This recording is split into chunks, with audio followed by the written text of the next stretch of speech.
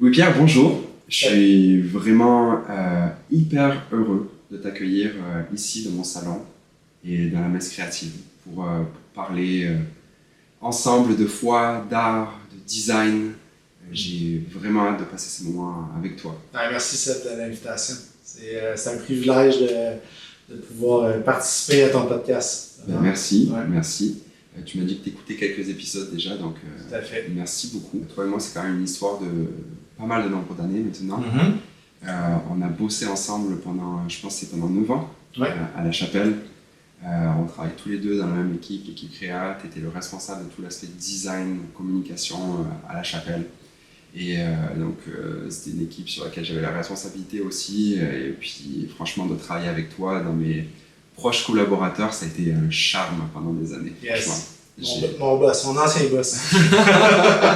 Je me suis jamais considéré trop. Tu l'étais. Je l'étais, mais. Ben oui, il y a cette relation-là vraiment très amicale entre nous également. Exactement. Yes. Vraiment beaucoup d'appréciation pour toi. Et puis, ça fait maintenant 2 ans qu'on travaille plus de proches ensemble, mais tu as bossé sur des projets à moi, notamment. Mauve, qui a participé à ça. Mon livre également. Mon livre, exactement, Infiniment Grand, pour lequel tu as fait la couverture. Et franchement, je suis hyper reconnaissant de continuer à bosser avec toi et aussi d'être ton ami. Oui, d'entretenir cette relation-là. Ouais, c'est un privilège. Ouais, ça nous arrive des fois d'aller à des expos d'art. Une fois par année, on se fait une petite sortie. Et j'aime vraiment trop ça. Donc merci beaucoup, franchement, merci d'avoir répondu à l'invitation. Je sais que ça va être quelque chose...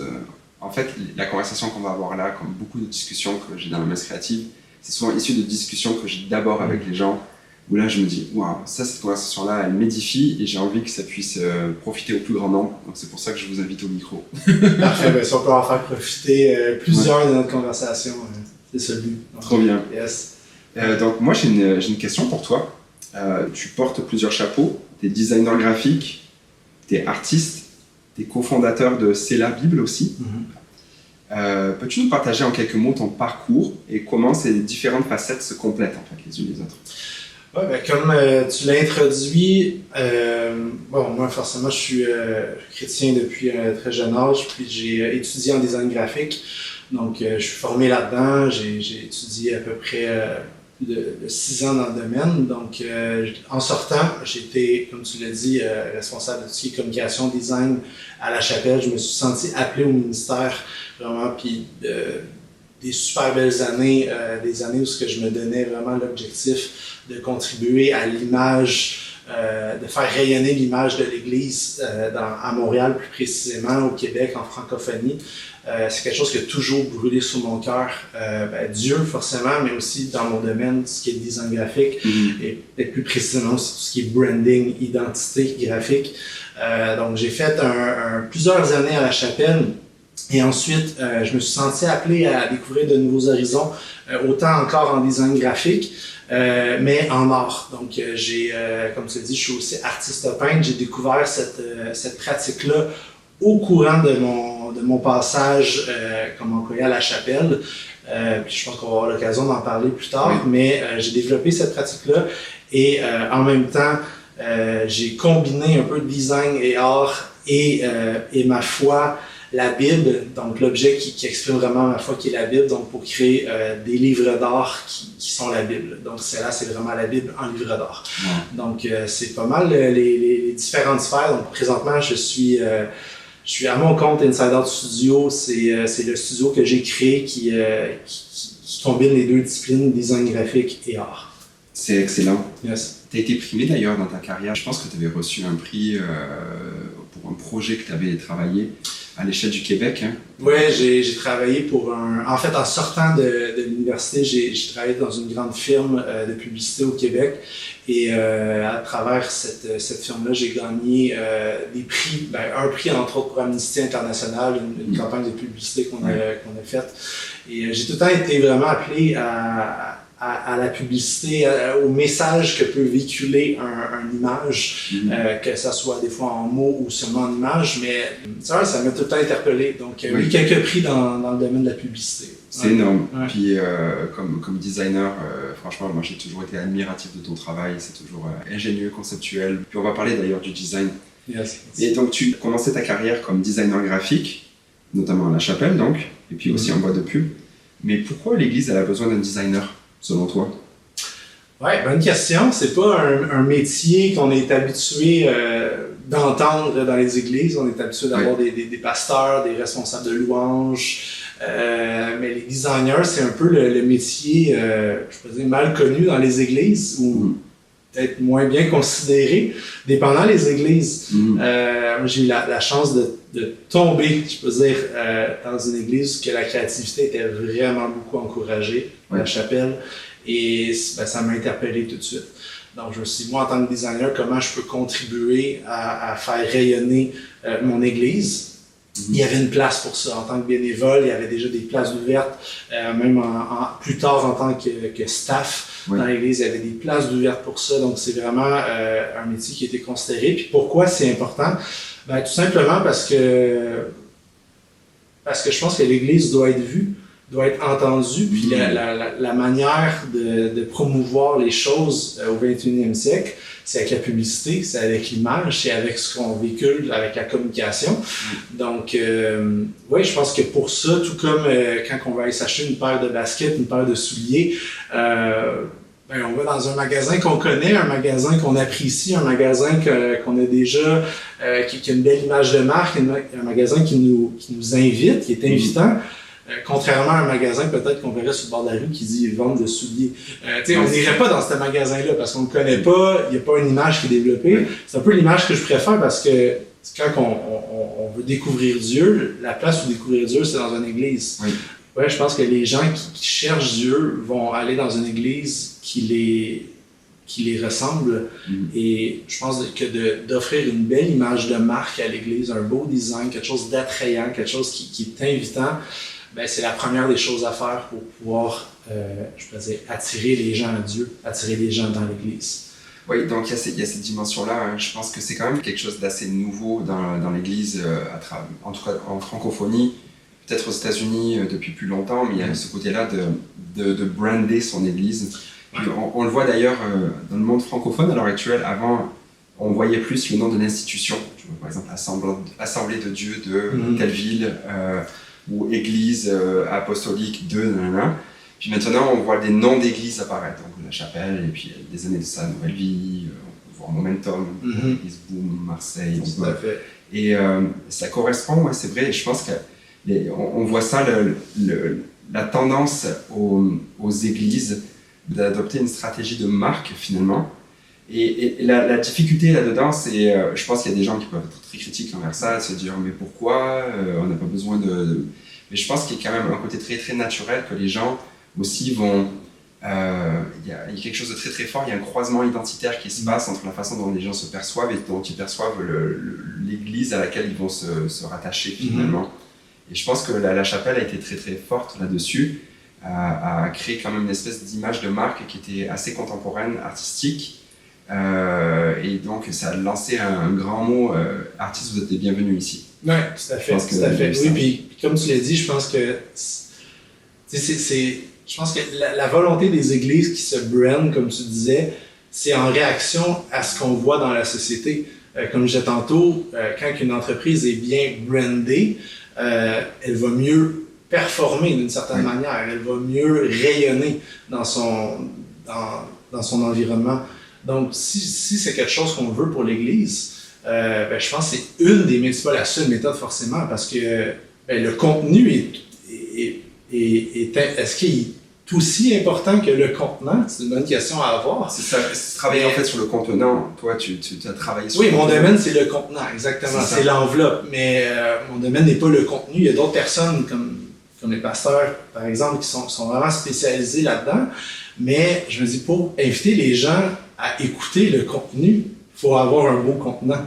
Oui. Donc, les gens ne vont pas venir à la porte pour écouter s'ils voient que le contenant n'est pas attrayant ou beau ou esthétique. Ouais, comme le dit l'adage, le médium et le message. C'est-à-dire que déjà le contenant est déjà une partie du message. Exactement, oui. Ce que j'avais aimé, tu vois, parce qu'à l'époque, quand on travaillait à La Chapelle, moi j'avais... t'en souviens, on travaillait avec on s'entraînait sur le midi avec des gens qui étaient dans le quartier, des gens qui étaient... Parce que c'était un quartier quand même assez incubateur, de nouvelles... il y avait beaucoup de start-up, etc. Et on parlait avec un VP d'une agence de médias finalement. Et on se prenait un café, et puis il dit mais parle-moi de ton église, c'est quoi? Et puis j'avais montré notre site web. Ouais, la vitrine. La vitrine, et tout le design, etc. Et puis lui il dit mais attends une seconde. Il dit ça, waouh, c'est surprenant. Et c'est surprenant, en fait, il a dit ces mots-là, il a dit vous avez dépoussiéré l'église. Exactement. Et ça, j'aimais bien cette notion-là. Après, je me pose toujours la question des fois, où est la limite? Est-ce que finalement le contenant après ne prend pas trop de place? Est-ce qu'on est peut-être dans un... Je sais pas, j'ai l'impression qu'au niveau du christianisme à l'heure actuelle, on a peut-être un espèce de retour du balancier sur une volonté de simplicité volontaire. Mais on n'est pas très très bon dans l'histoire de l'Église à naviguer avec l'équilibre. J'ai l'impression, tu vois, qu'on va toujours dans un extrême ou l'autre. Oui, tout à fait. Mais, l'important, au final, pour moi, c'est la parole de Dieu. C'est le fait que Dieu nous a envoyés en mission pour faire des disciples. Puis si on reste en mission, peu importe les moyens, je pense que tant qu'on est en mission, c'est ça l'important. Ouais. Puis après ça, tous les moyens...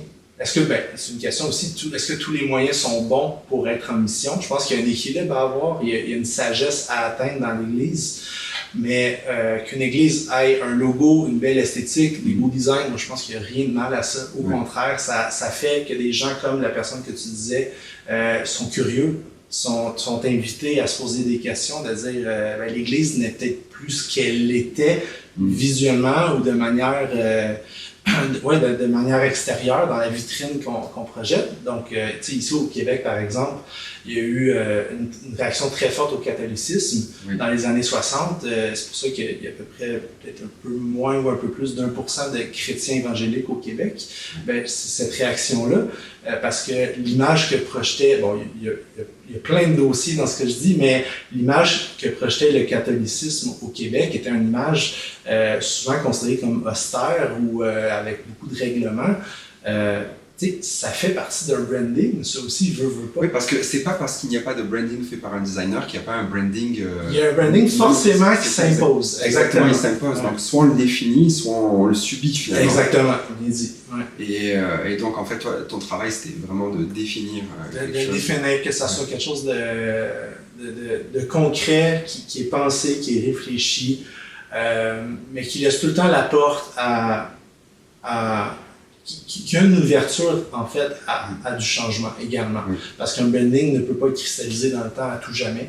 C'est quelque chose qui est en mouvement, c'est quelque chose qui doit avancer avec là je parle en langage publicitaire, mais avec la marque, avec l'Église, avec la mission, les valeurs de l'Église. Puis ces choses-là peuvent évoluer dans le temps. Puis mon travail, c'était justement d'être tout le temps bien attaché à ce que les valeurs, la mission, la vision de l'Église est. Dans l'image de l'Église. Et j'aime ça que tu parles des valeurs et l'alignement, parce que en fait, ça peut aussi être un contenant très vide, finalement, le design, et de finalement juste montrer une façade et puis qu'il n'y ait rien derrière. Une façade qui exprime quelque chose qui n'est pas. Ouais, puis très égocentré en tant que marque aussi, tu vois, de dire voici nous. Mais ce que j'aimais, c'était ta volonté toujours d'être tourné vers les gens, dans la façon de faire le design, dans la façon de... Tu étais à la fois tourné vers les gens, et puis aussi tourné vers Christ. Je me souviens de campagnes qu'on a fait, par exemple Plus que du chocolat, pour Pâques, où tu avais fait un Jésus en chocolat. Un Jésus en chocolat crucifié, et puis ça, on l'avait affiché dans le métro, tout ça. Ça a été sur des gros panneaux, ça a été dans la ville, affichage sauvage à fond. Et ça, je m'en souviens, ça avait marqué les esprits. Non, tout à fait. Tout à fait. Il y a beaucoup de personnes qui sont nées à Pâques à cause de ces affiches-là. Des gens qui la première fois qu'ils mettaient un pied dans l'église, puis c'est à cause d'une affiche, quelque chose qui les a interpellés. Donc je pense que la place du design est importante, mais on avait aussi beaucoup de critiques, tu vois. Ça se fait pas de montrer Jésus en chocolat, par exemple, mais je pense que chaque église a ses limites de création. Chaque designer aussi ses limites, éthiquement également. Donc je pense qu'il faut être à l'écoute de ça. Il peut y avoir des débats, mais je pense que l'important c'est qu'on se respecte en tant qu'Église, en tant que corps du Christ, et qu'on fasse ce qu'on est appelé à faire. Quelle est ta conception du design, Louis? Parce que tu es designer graphique, tu as dirigé des équipes de design, tu en fais encore du design. C'est quoi pour toi une définition du design? Ouais, je pense que le mot design est un mot qui est un peu malmené, je pourrais dire. Souvent, on a une conception que tout est design. Ah ouais, c'est design, cette chose-là, parce que c'est beau, parce que c'est esthétique. Je pense que c'est la première pensée qu'on a en tête quand on dit que quelque chose c'est vraiment design. C'est beau. Ouais. Design égale beau. Oui, exactement. C'est bien fait. Ben justement, c'est bien fait. Tu sais, c'est déjà une piste que je pourrais apporter parce que le design, que ça soit dans n'importe quelle profession, moi je suis en design graphique, donc design visuel, ça peut être du design d'environnement, de l'urbanisme, ça peut être du design de meubles, design de mode, etc. Il y en a beaucoup. Mais je pense que le design doit toujours être concentré sur un but à atteindre. Une fonction.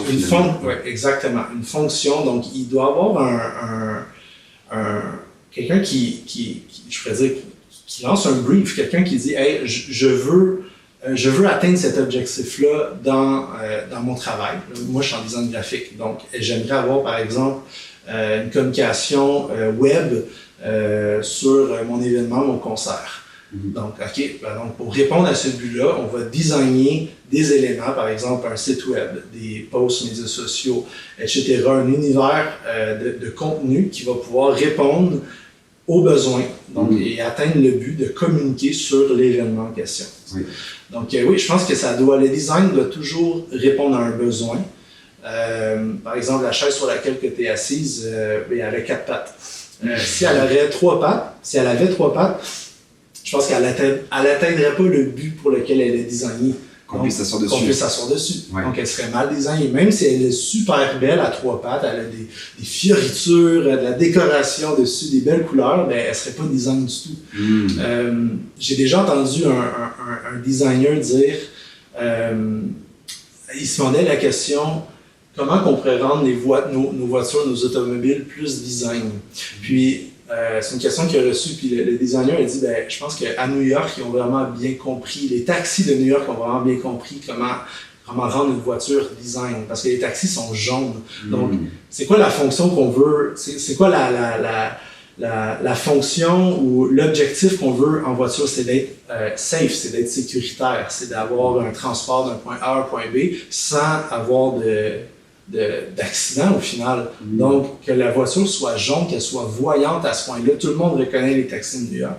Mais ça a été designé dans ce sens-là, dans ce but-là, que les taxis soient voyants, qu'on puisse les repérer, les appeler, mais qu'ils soient aussi sécuritaires. Donc, tu vois, le taxi est un objet complètement design par la fonction qui a été appelée à être dans sa demande de création au final.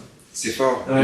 L'idée que c'est pas juste la beauté, c'est aussi la fonctionnalité. Exactement. Et le but, que le dessin puisse être servi finalement, le but pour lequel ça a été fait. Tout à fait, c'est ça. Un bon design doit atteindre le but pour lequel il a été appelé. Donc, ça pour moi, ça me dit beaucoup, tu vois, parce que des fois, j'ai l'impression qu'on va chercher à juste respecter la dimension esthétique. En fait, j'ai l'impression que c'est un spectre, ça, qu'il y a un spectre entre les deux. D'un côté, il y a la beauté, de l'autre côté, il y a la fonctionnalité. Et on a toujours tendance à être un petit peu plus orienté l'un ou l'autre. Je sais que par exemple, des fois, et puis ça, c'est le classique, quand t'en es dans les églises, là, le pasteur, il veut que le message, il passe. Enfin, qu'il va dire, je m'en fous que ce soit beau, je veux que les gens soient là, que le message, il passe, que ça. Et les designers sont souvent du côté, il faut que ce soit beau, voilà, on a pensé à tel concept, etc. Comment toi, tu l'as vécu justement, ce côté-là? Moi, la première fois que j'ai été exposé à cet équilibre-là, c'est en agence de publicité, justement, où je sortais de l'école de design. Fait que moi, c'est sûr, le côté beau était beaucoup plus pesant dans la balance, parce qu'en école de design, on étudiait beaucoup plus l'esthétique que le message, ou le but est toujours très important, mais c'était beaucoup plus axé sur l'esthétisme. Donc, oui, en agence de pub, c'était vraiment confrontant, parce que oui, forcément, il faut que ça soit esthétique, il faut que ça soit alléchant, mais le message, la première fois, ce qu'on me dit de mettre un titre sur un panneau publicitaire, un panneau autobus, je me souviens, qui prenait toute la largeur du format. J'étais comme, il n'y a plus de place pour le design, pour l'illustration que je voulais mettre, ou peu importe. Puis ben non, il faut que ça soit comme ça, il faut que ça soit voyant, il faut que ça atteigne le but. Le but, c'est que les gens le voient de loin.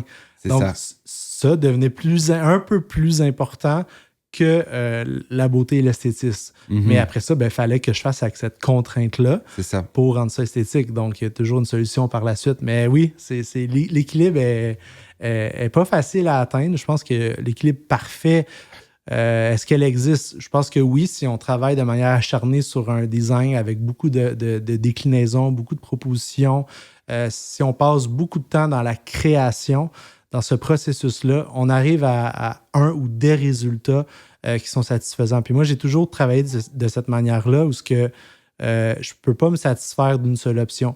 Je dois explorer, je dois faire un tour d'horizon, je dois explorer le plus d'avenues possible pour être sûr et certain que l'option que je sélectionne ou ce que je présente à mon client est la bonne. Oui. Donc, c'est la seule manière de s'assurer d'avoir un bon design, autant dans la beauté que dans le but. C'est de faire un processus de création qui est complet. Ça, c'est du temps. C'est beaucoup de travail, beaucoup d'heures. Puis c'est pour ça, des fois, que le métier de designer je peux rebondir là-dessus, est peut-être mal compris parce que souvent, on m'approche pour un logo de dire j'aimerais ça juste avoir un logo. Oui, mais c'est parce qu'un logo, c'est justement tout ce processus de création-là qui est derrière, qui est une recherche de la compétition, du milieu, une recherche de ce qui se fait ailleurs également, qui pourrait venir inspirer le travail.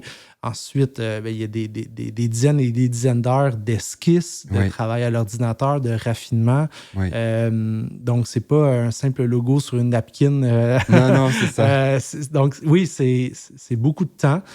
Puis je pense que quand on arrive justement avec plusieurs heures de travail, on arrive avec, par exemple, un logo qui atteint le but de communiquer, de donner une image à une entreprise, à une entité qui reflète les valeurs de cette entité-là et qui est en même temps esthétique, beau, qui est visible, qui est le fun à regarder. Ouais. Excellent. En tant que designer, tu travaillais donc dans un cadre où tout avait une fonction précise quand même. Il y a toujours cette fonction-là. Ouais. Qu'est-ce qui t'a poussé à explorer le côté non fonctionnel du design, finalement, et te diriger vers l'art?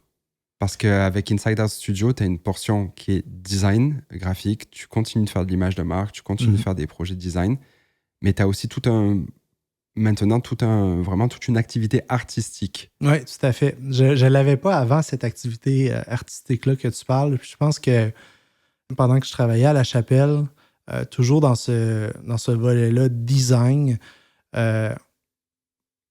j'ai ressenti au fond de moi un besoin de sortir de la boîte qui est rigide, de cette boîte-là de création qui est tout le temps qui doit, comme on disait, répondre à un but, répondre à une contrainte.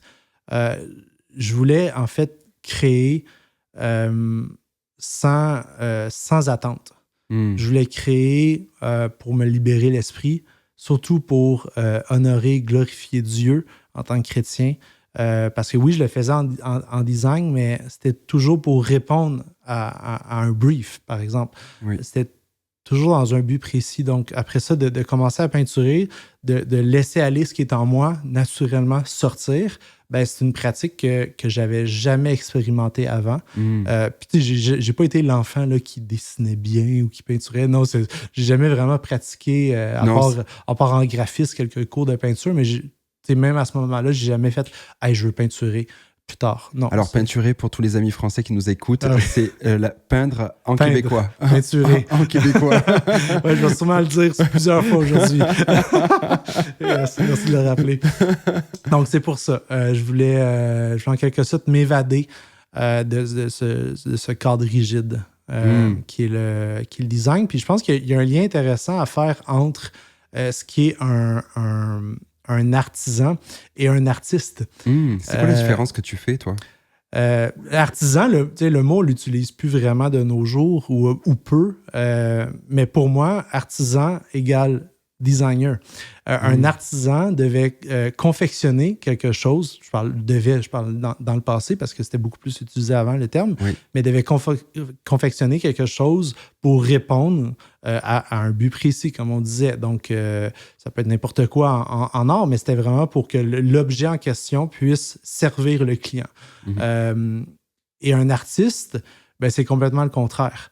l'artiste va concevoir quelque chose, je pense, premièrement pour lui-même, pour extérioriser ses émotions ou, pour ma part, pour glorifier Dieu dans mon art, mais sans but à atteindre nécessairement. Puis la ligne est mince, parce que peut-être qu'on va pouvoir en reparler, mais dans l'ère qui est très digitale qu'on vit présentement, oui. Je le vis, puis c'est tellement dur à manager, c'est la pression des médias sociaux où les médias sociaux devient le client, devient le but à atteindre, de dire « Hey, faut que je fasse, par exemple, telle peinture, je vais me filmer. » Tu sais, moi, je me filme pendant mes peintures, mais oui. Au début, c'est venu naturellement, mais ça allait amener ces questionnements où est-ce que je dois me forcer pour mon vidéo ou pour mon reel que je veux faire ou pour le post que je veux faire? Est-ce que je dois me forcer? Et ça, je dois dire que c'est un défi en soi.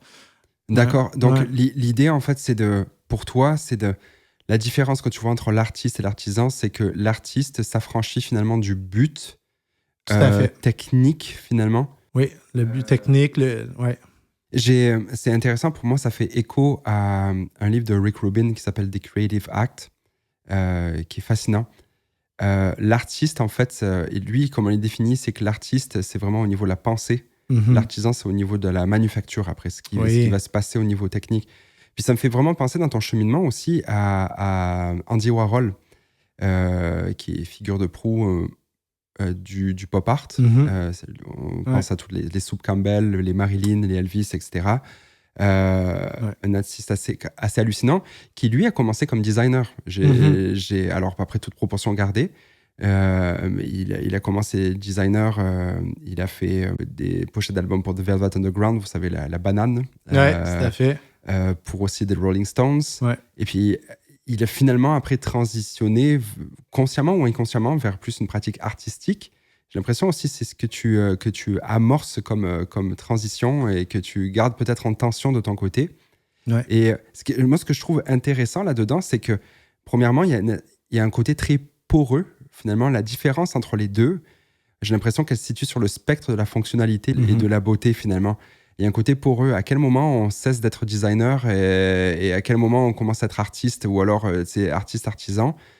Et Rick Rubin, justement, il en parle de cette façon-là. Il dit, justement, Andy Warhol ne réalisait pas concrètement, ne fabriquait pas son œuvre. Il était au niveau de la pensée. Souvent, en fait, pour beaucoup, c'était des sérigraphies. Ouais. Et donc, lui, imaginait le concept, pouvait dessiner, pouvait tout ça. Puis à la fin, il y avait peut-être quelqu'un qui allait exécuter l'œuvre au niveau sérigraphie. Ouais. Et c'est ça que je trouve peut-être la différence, justement. Elle se situe peut-être là, au niveau de la pensée, l'artiste, et au niveau de la pensée, de l'intention.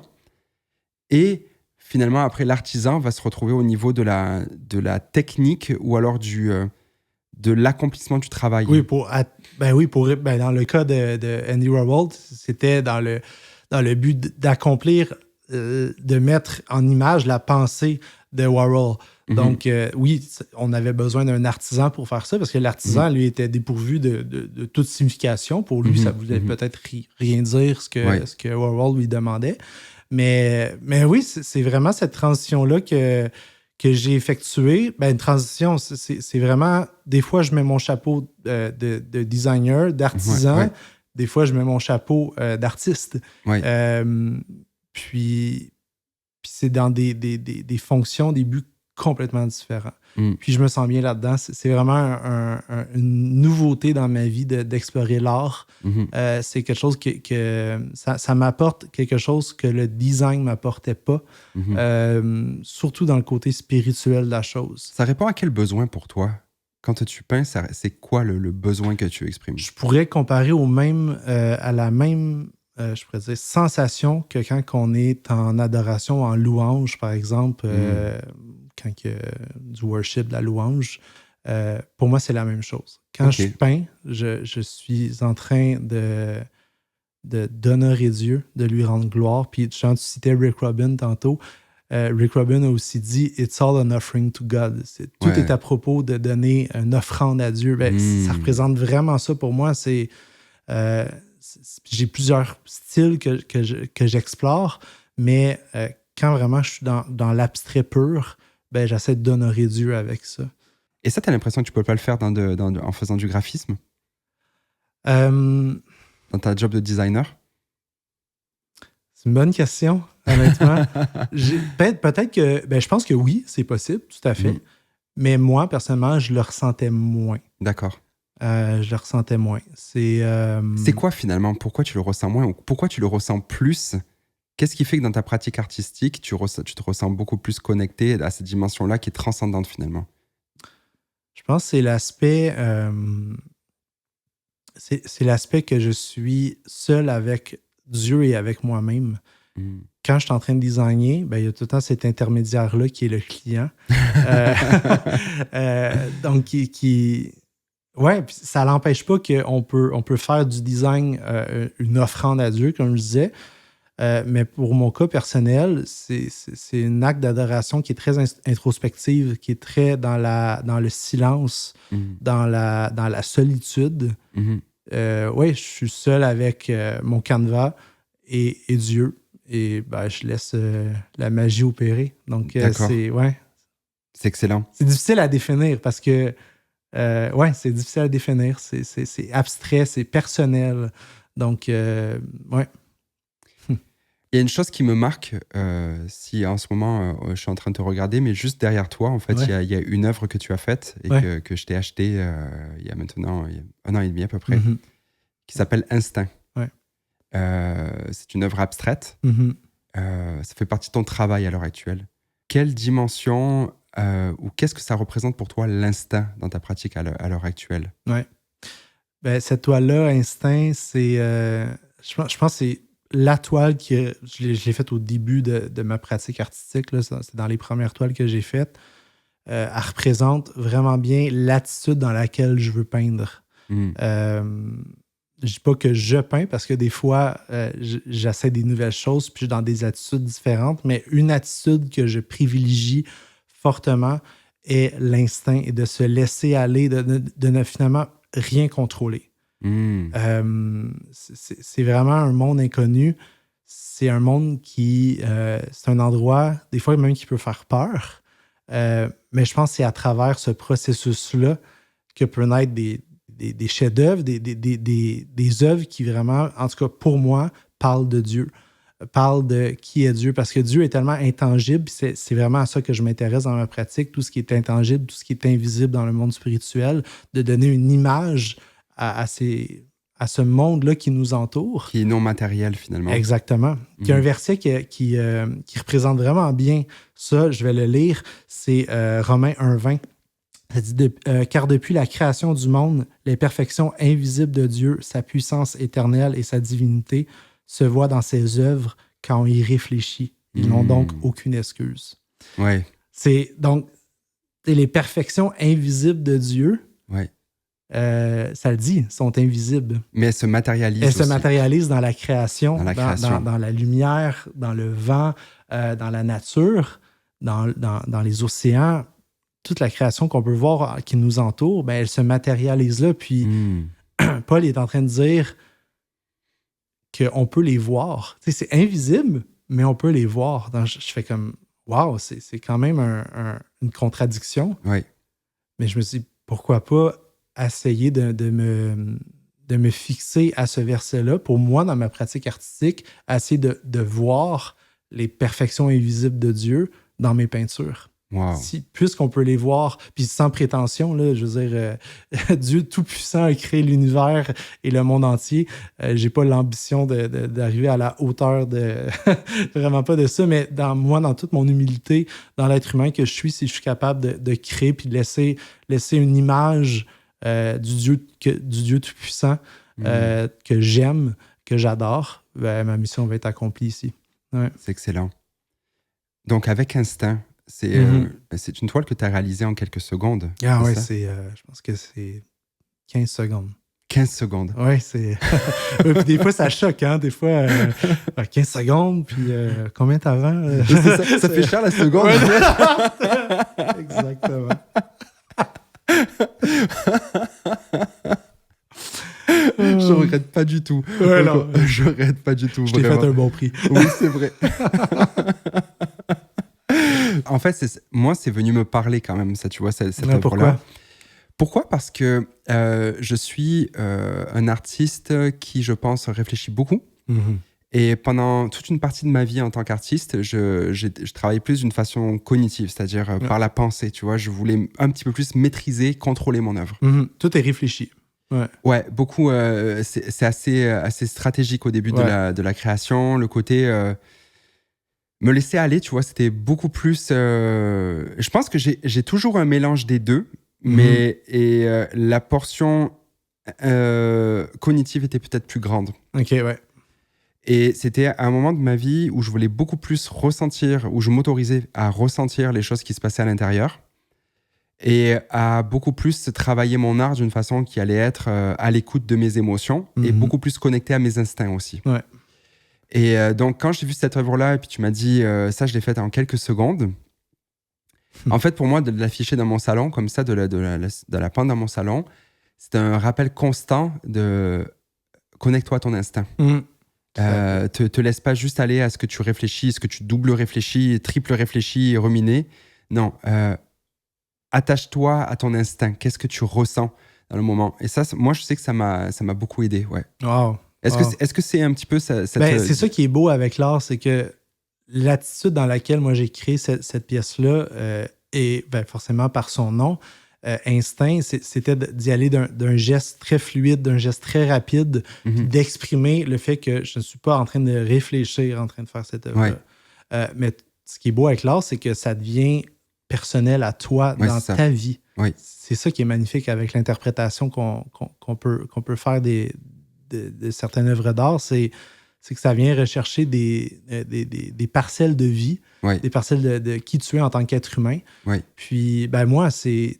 Tu sais, cette œuvre-là, je l'ai fait instinctivement, justement, sans trop penser avant de ce que je voulais faire. Oui. J'ai pris ma toile, je l'ai mis, puis j'ai comme fait « Hey, je vais faire ça », je l'ai fait. Oui. Puis après ça, il est venu un besoin de rationaliser et d'expliquer ce que je viens de faire. Puis c'est vraiment l'attitude dans laquelle j'essaye de peindre.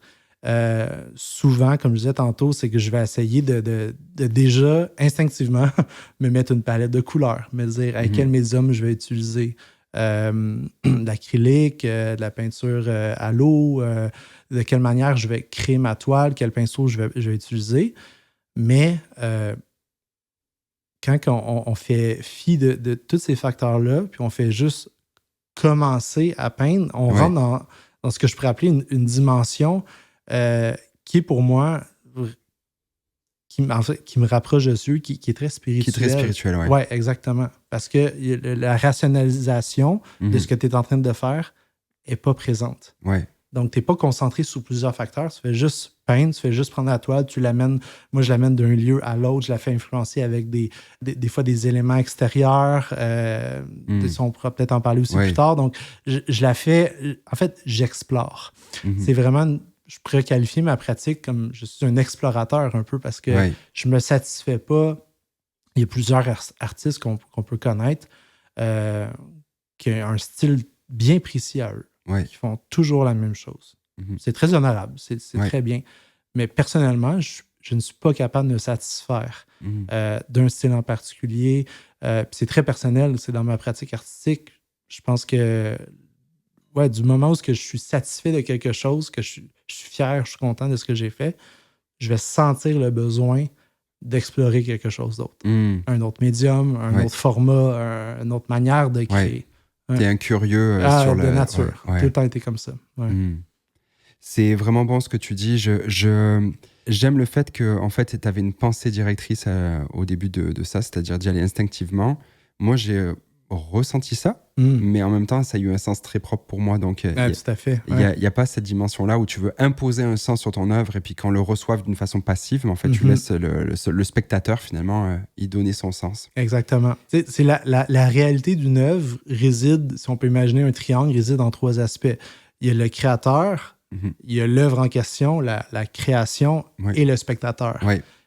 Puis, il n'y a pas un des points que j'ai nommé qui donne une identité à l'œuvre. C'est l'ensemble des 3 Exactement. points. Chacun est créateur de l'œuvre. Oui, puis donc, si le spectateur est créateur de l'œuvre, donne un sens à l'œuvre, ben l'œuvre n'a pas un sens unique. Exactement. Parce qu'on est tous différents. Puis c'est ce qui est magique avec l'art, c'est que on va regarder une œuvre. Moi, ça peut m'évoquer une émotion, quelque chose. Puis toi, ça peut être complètement différent.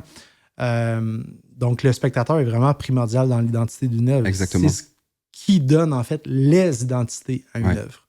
Exactement. On reçoit tous l'œuvre à travers nos filtres et nos lunettes. Exactement. On a tous une paire de lunettes, notre histoire, notre culture, nos façons de penser, nos goûts, toutes ces choses-là qui influencent et qui créent. On est co-créateur de l'œuvre en tant que créateur et récepteur.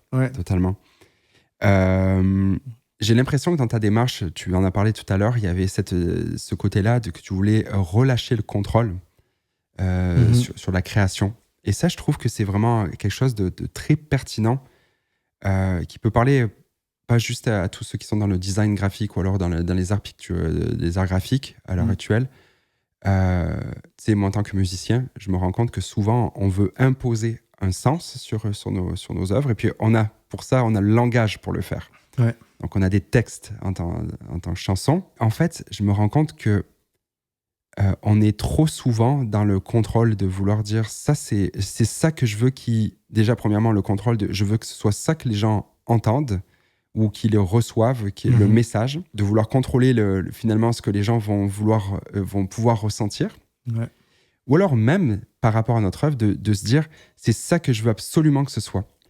Et là, souvent, je vois en fait une grande distance entre ce que je veux que mon œuvre soit au début et finalement ce qu'elle devient.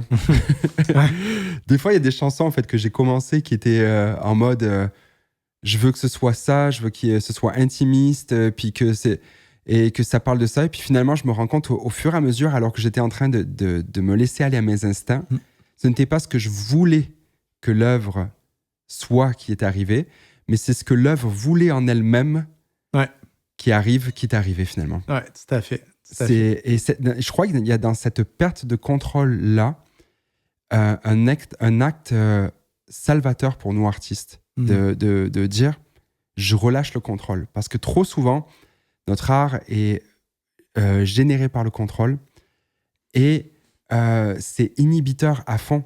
Moi, je me suis jamais retrouvé plus bloqué dans mon art que quand je voulais le contrôler. C'est là qu'arrive la page blanche.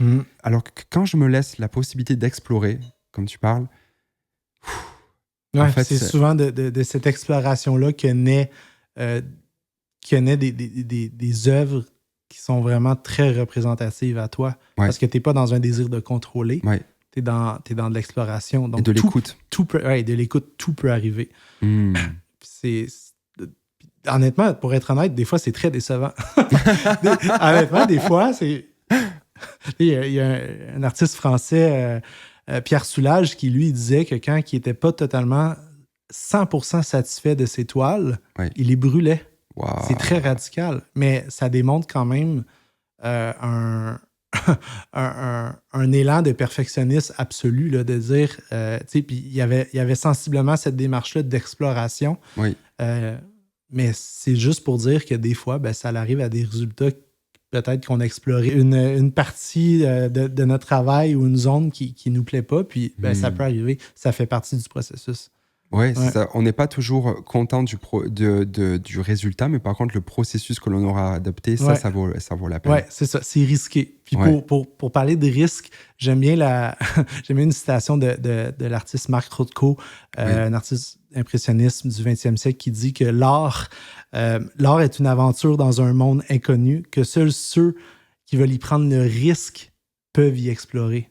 Donc, il y a vraiment un risque à aller dans cette profession-là qui est l'art. Puis lui, justement, Marc Rothko, c'est un impressionniste abstrait, donc ça peut aller dans tous les sens. Puis il y a beaucoup de commentaires face à son travail que c'est tellement trop simple, c'est des rectangles, c'est de couleurs, mais j'ose pas imaginer toutes les tests, les tests, les peintures qu'il a pu faire avant ou pendant qu'il explorait son style au final, parce que il a dû souvent être, j'imagine, frustré de son travail. Il a dû être pas satisfait. Puis moi, c'est quelque chose qui m'arrive très, très quotidiennement également. C'est... puis après ça, tout l'aspect authentique du travail, de dire, est-ce que je montre seulement ce que je suis satisfait, ce que je suis fier? Tu sais, ça, c'est des questionnements aussi que je me pose. Encore là, je reviens à l'ère numérique, les médias sociaux, tout ce qu'on montre de nous pour nous faire rayonner, justement. Puis moi, je suis dans le domaine du design, de l'identité, du branding. Donc, je montre tout le temps ce qui est bien terminé, ce qui est bien façonné. Donc ça me challenge. Ça me challenge de montrer des fois des fails, des choses que j'ai faites qui peut-être qui n'ont pas marché. Puis je me discipline à documenter mes processus, de les rendre ouverts parce que je pense que ça peut inspirer des gens. Puis ça peut amener des gens à aimer l'art puis à découvrir l'art. Ce côté-là qui est très méconnu aussi. Le résultat et le processus. Montrer le processus. Même s'il est moins beau. Même s'il est moins beau. Très challengeant. Est-ce que tu peux nous parler d'un projet ou alors d'une approche que tu as eue justement dans ce lâcher prise sur ta création? Est-ce que tu as des exemples? On a parlé de la toile Instinct, mais est-ce que tu explores cela d'une autre façon dans ton art à l'heure actuelle? Je me suis intéressé, toujours lié à Romains 1,20 que j'ai cité tantôt, qui parle de la création, de la nature. Je me suis dit, ça, ce qui nous entoure, c'est l'œuvre de Dieu. Donc, c'est sa toile. Je me suis dit, est-ce que je peux co-créer avec l'œuvre de Dieu? Avec Dieu également, qui est en moi, qui a déposé son esprit en moi, mais avec son œuvre. Je me suis dit, comment faire ça? Je vais essayer de co-créer avec la nature. Comment ça se matérialise? C'est que j'ai créé une série d'œuvres qui s'intitule Pneuma, qui parle de l'esprit qui est en nous, l'esprit de Dieu qui est en nous, qui souffle. Puis je me suis dit, ça se matérialise avec le vent, ça. Donc, je vais utiliser le vent pour créer mon œuvre. OK, donc, ça se manifeste comment, ça? Ça se manifeste tout simplement ce que je dépose mon cadre à terre, ma toile, et je fais pendre un bâton avec un pinceau au bout, avec de la peinture. En pleine nature, tu parles? En pleine nature, oui. J'ai déménagé en nature, en forêt, donc je suis vraiment entouré d'arbres. Ça m'inspire beaucoup. Puis je me suis dit, bon, gars, je vais accrocher un pinceau à un arbre avec une ficelle ou un bâton, puis je vais mettre une surface pour capter le vent, sinon ça ne bouge pas. Puis je vais laisser ça quelques heures, des fois une journée dehors pour voir ce qui se passe. Puis... j'ai commencé à faire ça naturellement, sans trop me poser de questions. C'est quelque chose que, justement, c'était une impulsion que j'avais en moi. Puis j'ai vraiment aimé le processus, le résultat, ce que ça dit aussi, ce que ça témoigne justement de la corrélation avec le souffle de vie que Dieu nous donne, qui est matérialisé par le vent, et de co-créer avec le vent. C'est une expérience où justement, je dois perdre le contrôle parce que c'est pas moi qui est en train de réaliser. C'est un peu comme ce que tu disais tantôt. Je conceptualise mon œuvre, mais après ça, je perds le contrôle. C'est pas moi qui l'a fait, c'est le vent. C'est fort. Ouais, donc c'est les résultats encore là, ça peut être très épeurant parce que tu sais pas à quoi t'attendre. Tu laisses la nature créer, la nature faire. Et moi, je suis un co-créateur parce que c'est moi qui ai réfléchi, c'est moi qui a déposé, parce que si j'avais pas fait l'installation, déposé le cadre à terre, mis la peinture, l'œuvre n'existerait pas. Donc, en ce sens, je me sens comme co-créateur de l'œuvre. Et j'ai fait ça également, une autre œuvre, l'été dernier, où ce que j'ai déposé en plein été, toute la saison estivale, du début de l'été jusqu'à la fin de l'été, j'ai déposé une toile dans la forêt, chez nous, à terre, puis j'ai laissé les intempéries, la pluie, le soleil créer l'œuvre, puis ça arrivait je ne savais pas à quoi m'attendre, mais c'est arrivé à un résultat vraiment surprenant. Donc, puis... Mais ça, quand on parle de lâcher prise, c'est l'extrême. C'est d'un lâcher prise extrême, c'est même pas toi qui es en train de tenir le pinceau, là. Oui, tout à fait. La démarche me stimule beaucoup. C'est déjà cette démarche-là de lâcher prise. Deuxièmement, la démarche de co-création. Et de s'imaginer, pour moi, ça fait directement écho à la Genèse. Au commencement, l'Esprit de Dieu se planait à la surface et Dieu créa. Et l'esprit, c'est le souffle, comme Ouais. tu disais, pneuma. Ouais. Et quand il y a le souffle, il y a création. Ouais. Et pour moi, c'est directement un C'est écho lié. de ça. Ouais, C'est- c'est... Parce que puis j'aurais pu essayer de représenter le vent par moi-même, Mhm. ce qui aurait fait sûrement un beau résultat, ce qui aurait marché également, mais Ouais. je ressentais ce besoin-là de laisser la nature aussi, qui est le vent en soi, qui est représenté par le mot pneuma, mais créer l'œuvre. Donc, c'est la même chose. J'ai une autre série, ce que je fais des cyanotypes. Un cyanotype, c'est une vieille pratique là, que j'ai rien créé là-dedans. C'est une exposition comme une photographie où ce que je mets une lotion photosensible sur la toile. Puis avec un procédé chimique, je l'expose à la lumière où il y a des ombres. Par exemple, je vais derrière un arbre où il y a des branches, puis je laisse la lumière créer l'œuvre. Oui. Donc, comme une photographie. Donc, encore là, ce n'est pas moi qui crée l'œuvre directement, c'est la lumière. Donc, j'ai pas de contrôle là-dedans. Tu dresses en fait le canevas et tu dresses la pensée et l'intention. Exactement. La technique également, ouais, c'est ça, ouais. pour que ça l'arrive. Puis après ça, je ressens après le besoin d'essayer d'expliquer ce qui s'est passé, de donner un nom à la toile. Je pensais à ça justement, c'est quand même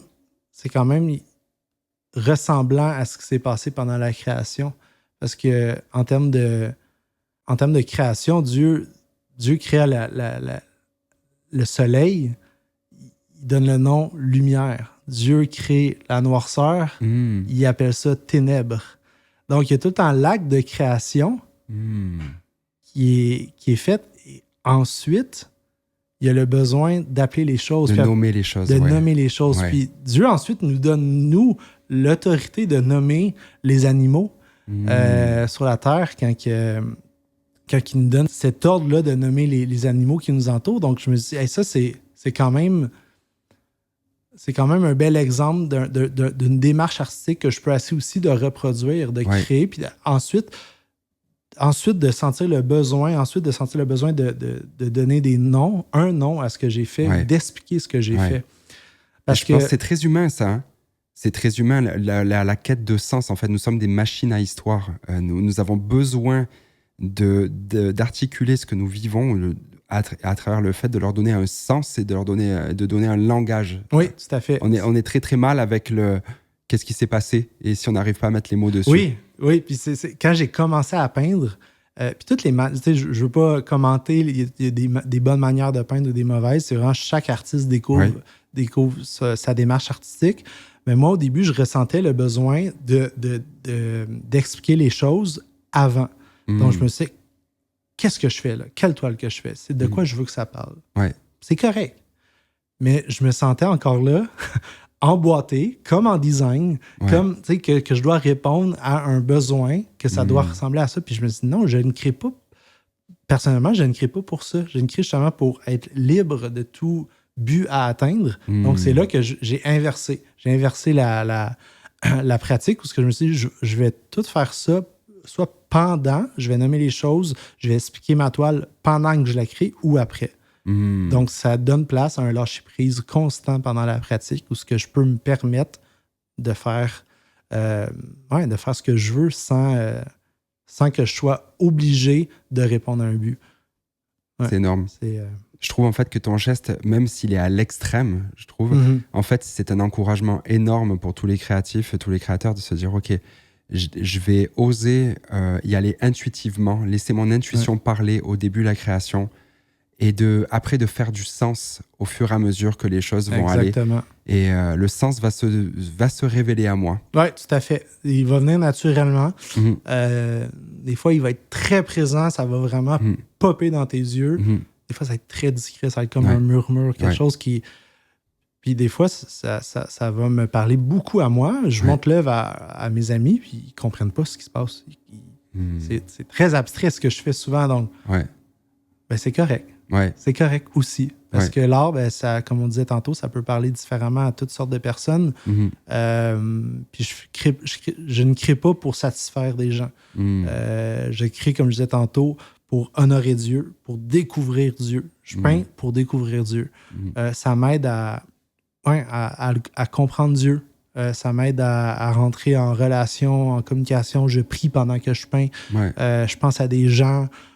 Il y a beaucoup de choses qui peuvent se passer. Puis, tu parlais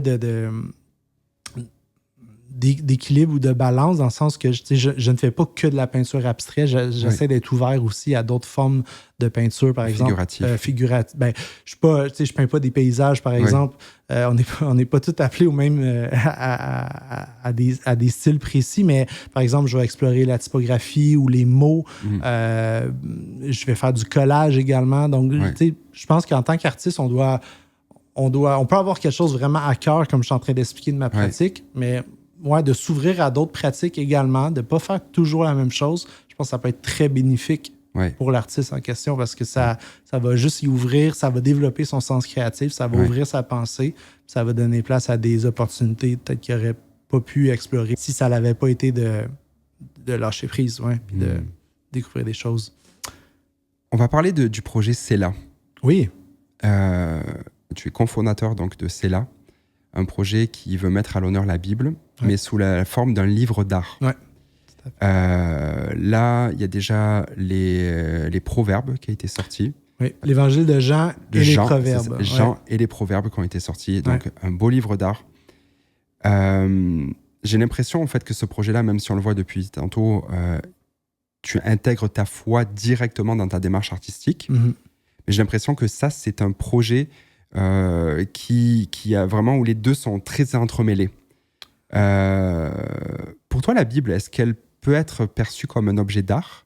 Pourquoi en faire un objet d'art, en fait, à l'heure actuelle? Ouais, c'est une bonne question.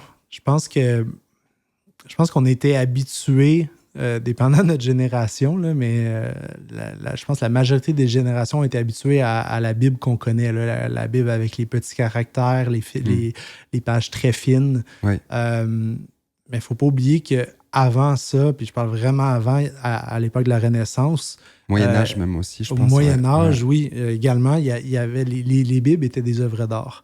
Les Bibles étaient vraiment, la parole de Dieu était considérée comme une œuvre d'art par excellence, puis elle était décorée. Elle était décorée avec des fioritures, des illustrations. Des enluminures. Des enluminures qui illustraient des passages de la Bible.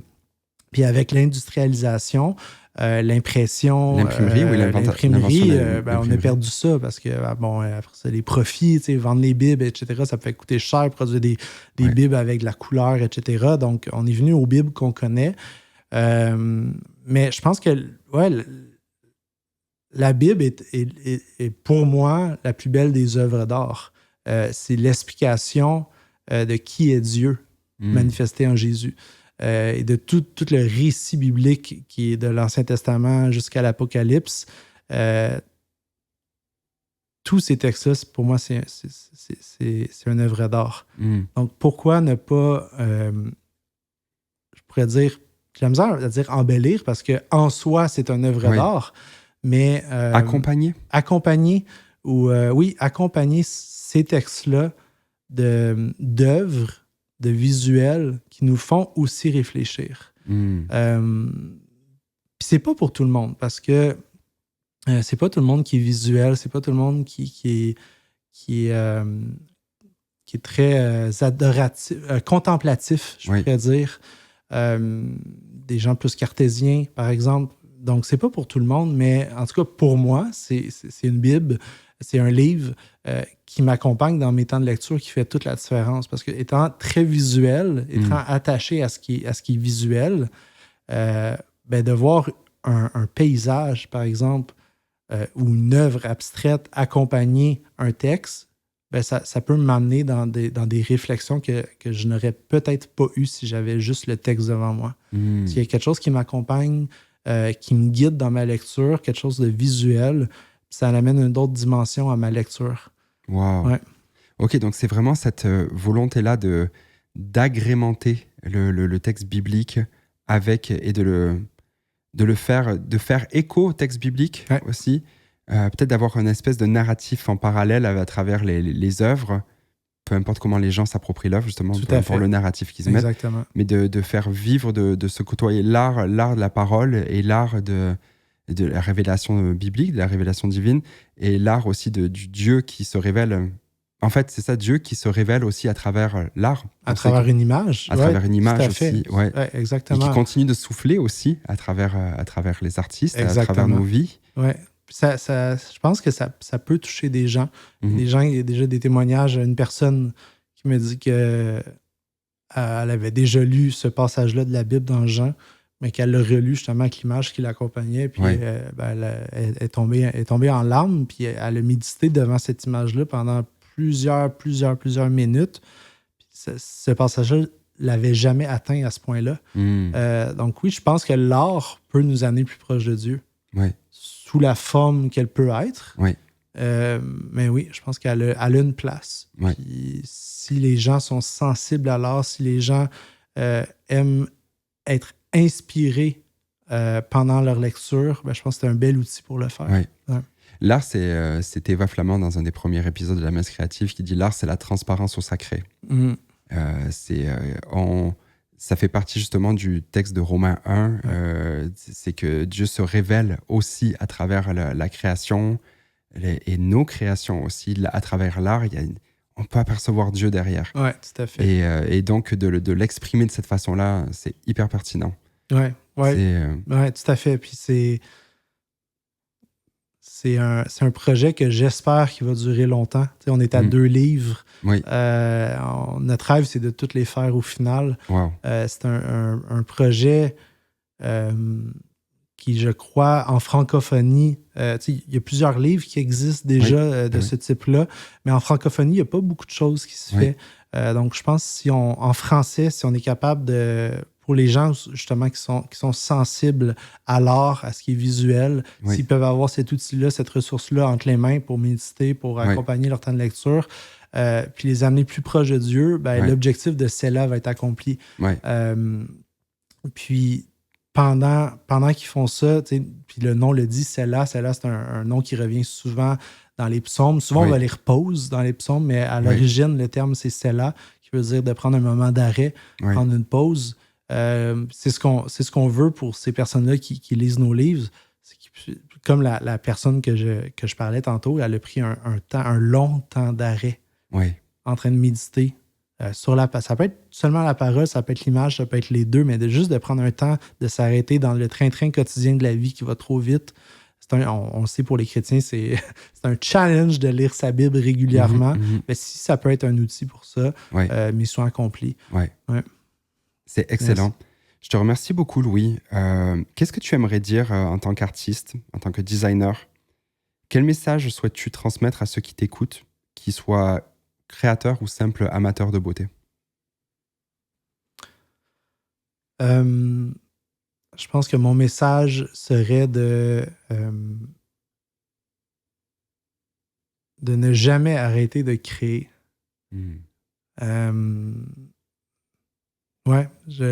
Personnellement, je suis passé à travers plusieurs périodes où ça ne me tentait plus. Pourquoi? Des situations personnelles, des étapes de la vie qui font ça. Des fois, juste trop occupé. Les enfants, des situations interpersonnelles qui m'enlevaient, qui m'aspiraient ma créativité. Des saisons de ma vie que j'ai passées à travers comme ça. Puis il y a des moments où j'avais le goût juste d'arrêter puis de ne plus autant le design que la peinture, de me dire c'est insignifiant ce que je fais. J'ai eu des étapes très difficiles, puis je sais que ça peut arriver à d'autres mondes, à d'autres artistes. Puis en tant qu'artiste, je pense qu'on doit se soutenir, on doit s'encourager. C'est pas facile d'être artiste. Ça n'a jamais été facile d'être un artiste. On est souvent les personnes qui sont mal comprises, qui sont méconnues. Mais au final, je pense que si ce que tu fais en tant qu'artiste, et particulièrement en tant qu'artiste chrétien, te rapproche de Dieu, te rapproche de qui tu es authentiquement en tant que personne, je pense que là est l'importance. Là est l'importance d'apprendre à se connaître, apprendre à découvrir Dieu, comme je disais aussi tantôt. Donc, de ne pas arrêter de créer, d'être curieux. Comme tu l'as dit, on n'est pas tous curieux de nature, mais je pense que tout le monde peut peut pratiquer cette discipline-là qui est la curiosité, de ne pas se satisfaire dans une boîte, dans un endroit qui est confortable, mais de constamment essayer de découvrir des nouvelles pratiques, des nouvelles choses. Au final, en tant que créatif, pour être meilleur créativement, pour honorer Dieu avec ce que Dieu nous met entre les mains. Donc, lâchez pas. En gros, c'est être fidèle à ce que Dieu a mis en nous et puis de continuer à le faire. Tout à fait. Je te remercie beaucoup, Louis, pour ce moment. Je vais mettre en dessous, dans la description du podcast, les liens justement vers Sela, vers ton studio design, toutes tes œuvres artistiques. Ça va être en dessous dans la description. Inside Out Studio, c'est la Bible. Je pense que j'oublie quelque chose. Non, c'est bon. Non, c'est bon. Les deux volets présentement. T'as tellement de casquettes que je me dis, est-ce que j'en oublie une? Je te remercie beaucoup pour ce moment. Ça m'a inspiré personnellement. Je suis certain que ça va vraiment parler et résonner dans le cœur et dans la tête des auditeurs. Je l'espère aussi. Merci beaucoup, Seb. Merci à toi. Merci d'avoir été avec nous aujourd'hui. À chaque épisode, je reçois des messages de personnes qui me disent combien la messe créative les inspire et les pousse à créer. Et honnêtement, c'est ça qui me motive à continuer. Mais ce podcast existe aussi grâce à ceux qui le soutiennent chaque mois. Ils me permettent de prendre le temps d'avoir ces conversations et de les partager avec toi. Si tu veux rejoindre cette aventure et aider à faire grandir ce projet, le lien est juste en dessous. Donc merci du fond du cœur et continue de créer.